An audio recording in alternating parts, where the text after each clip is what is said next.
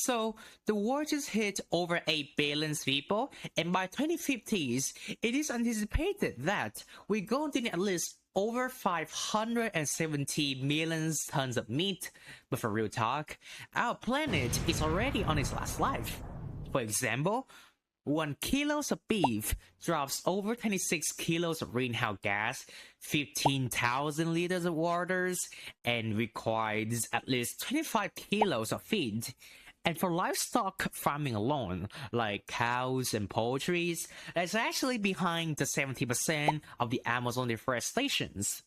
So, as a human species, we always curious and we try to find new way to produce our food. And we did find one, and it is such a great idea too. It was lab-grown meat.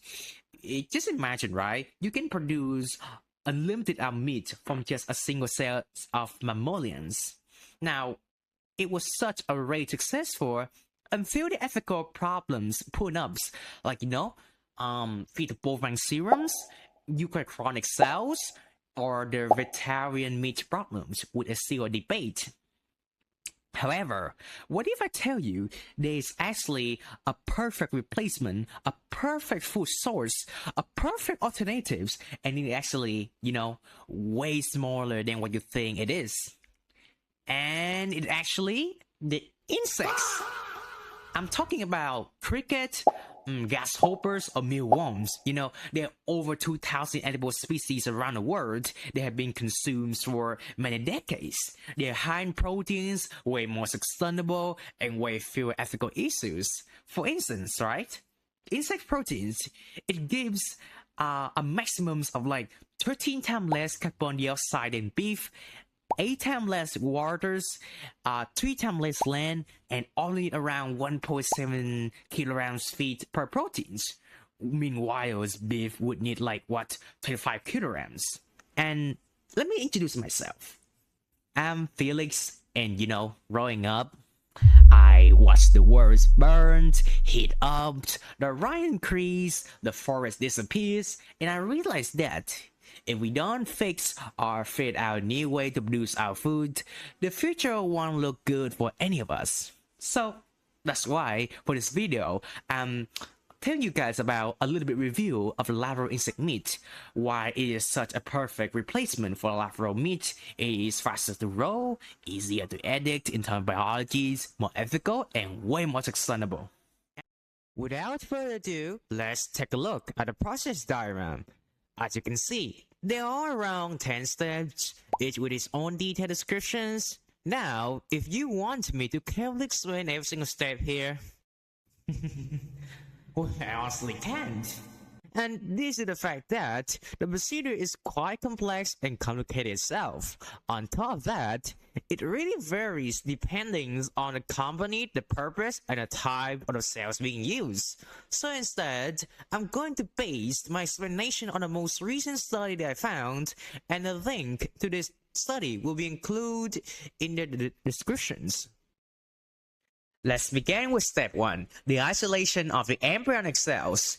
This step is about extracting the raw and unrefined cells from the insects. And the favorable cells are usually the insect's embryos. Now, if you're wondering what insects' embryos are, they're basically the early arc and hatches stage of insects that contains a lot of fast-growing cells. And I guess I can explain it in a more specific terms, right? It basically the stage where the insects hasn't developed fully into its larval form yet. In fact, they're still in the eggs developing itself. And oh my god, sorry. And in terms of the cells architectures, they are a mixture of undifferentiated, heterogeneous, and early proliferated cells that can later be selected for either muscle or fat development. And we usually obtain this type of cells in terms of a mixed populations. This would usually include myogenic, which is a precursor for muscle fibers, early adipogenics for fat cell development, and the early progenitor cells. The way that we extract these cells, from what I have been researched, is that we either using the enzymatic or the mechanical disruptions that will transfer these cells into culture mediums for further steps. Overall, the purpose of the cells is just to obtain the initial cells pool, including a mixture of muscle and fat cells. Step 2. Sourcing the muscle and fat cells. As you can expect, this step is like a selection step. It aims at a certain specific cells, which is definitely more homogeneous than step 1, and the mixed cell populations, they are now being identified and isolated into muscle and fat cells. And in terms of the muscle cells, this include the myoblasts, the muscle progenitors, and so much more. These cells, in later steps, they will further develop into myotubes and muscle fibers. Regarding for the fat cells, specifically the adipose tissues, they will form the fat bodies cells of the meat. Additionally, to make sure that the cells are sufficient and large-scale purpose in manufacturing, extra cells can be obtained from insects such as the dorsal vessel cells, the purpose leg tissues, the ovarian tissues. Overall, the entire purpose steps is to target a specific muscle and fat cells. For example, right? Fat cells, they are most likely responsible for the meaty flavor profiles, while the muscle cells, they are responsible for texture, tenderness, and the mouthfeel for the meat. Okay, step 3. Incubation, promoting stabilization, and adaptation. As the name suggests itself too, the isolated cells are kept at an incubated temperatures, usually around 20 to 30 Celsius degrees, which is very similar to that of the human gut environment. This incubation step of cells is very crucial, as is ensuring that the cells are stabilized after the extraction steps from the previous one.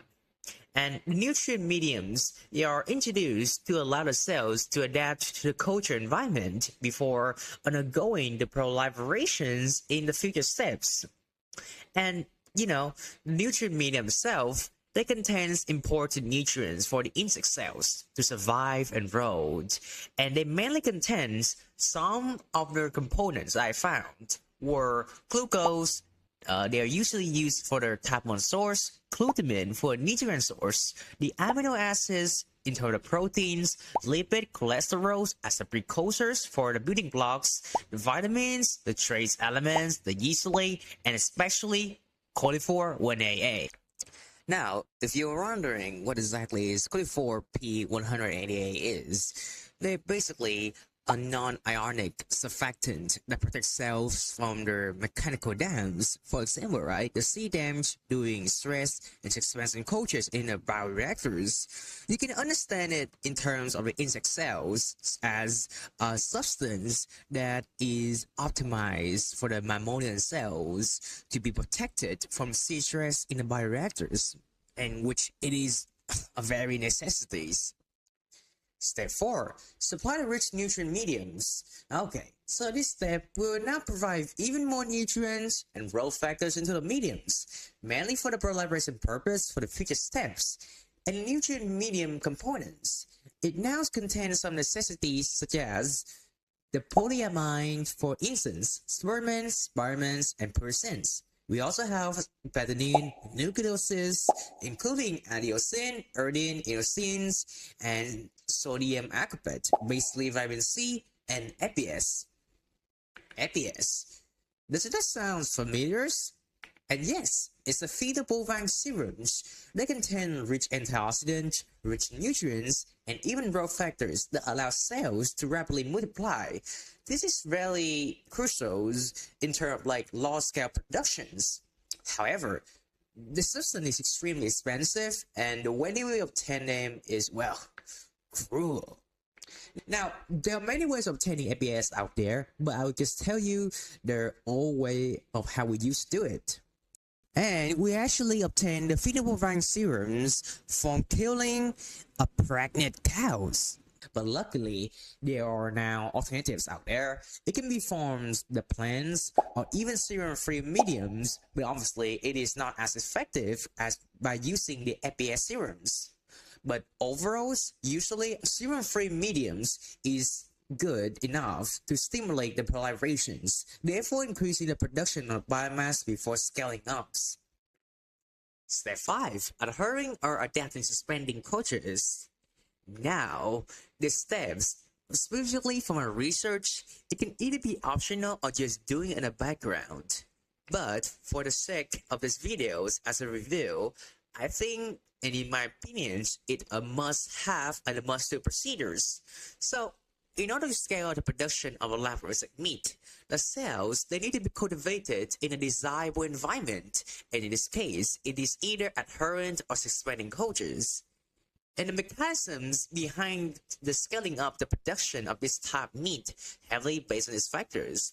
The reason is that a suspending cultures, it is usually preferred as it allows the insect cells to survive and flow freely in the mediums. This doesn't require any surface attachments and divine more effectively for the cells. And as a result, the cell will be able to scale rapidly in the bioreactors with high cell densities, efficient nutrients, and oxygen distributions.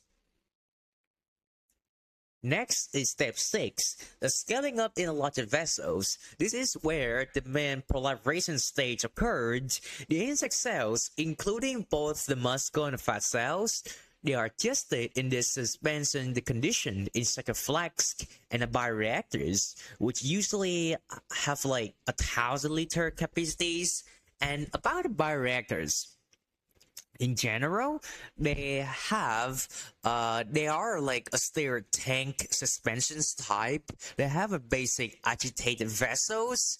It is a sarcophagus styles too, and it also a batch or a fetch batch system without using a perfusions. These are like the simple one, because they are mainly used and designed to expand the muscle and the fat progenitor cells in larger numbers, increase the biomass before the harvesting or the later steps occurred. After the main proliferation stage, we have a harvesting step, which is stage 7.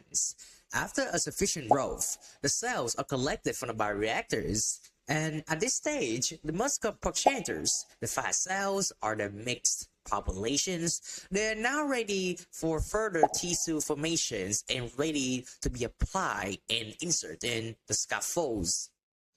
Moving on to step 8, placing the muscle and the fat cells on the scaffolds. Finally, we actually go on this step.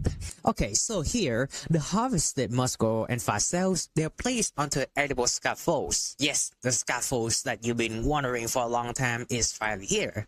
And these scaffolds, they provide a 3D dimension structures that mimic the insect's extracellular matrix, or the ECMs. This is done by creating a meat-like environment, and the scaffolds, it improves the cell adhesions, the role and overall functions. And because the scaffolds, it has to be the part of the final part of the products, right? It must be compatible, porous, and able to support the nutrients and oxygen exchange. Basically, it has to be edible. And the common materials for scaffolds include the cellulose from the plants, chitin, basically the insect exoskeletons, chitosans. They're basically biopolymers derived from the chitins, the alkanate, and biodegradable polymers like PLA and PGAs. And overall, the purpose of the steps is to actually organize the muscle and the fat cells from the previous steps into a structured meat-like tissues. On to step 9, differentiation. This step, it most likely takes place inside the bioreactors again, as those next figures.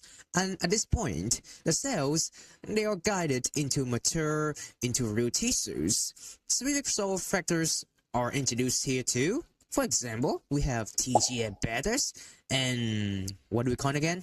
Oh yeah, IGF, to promote the mitotic formations. This is basically forming the muscle fibers. And to be more specific, it is allowing the muscle progenitor cells to differentiate into muscle fibers through a process called myogenesis. In parallel, right, we have fibroid cells that will mature under hormonal and nutrient cues from the mediums through a process really similar to that of myogenesis, but it is called adipogenesis. In addition, a specific insect hormones, I think it's called like etiesins, yeah, and they're used to trigger and enhance the differentiation process. And overall, the purpose of the steps is to turn the RNA cells from the previous scaffolding steps into a real and functional meat-like tissues. And yeah, that is pretty much the end of the videos. I really appreciate anyone who make it this far.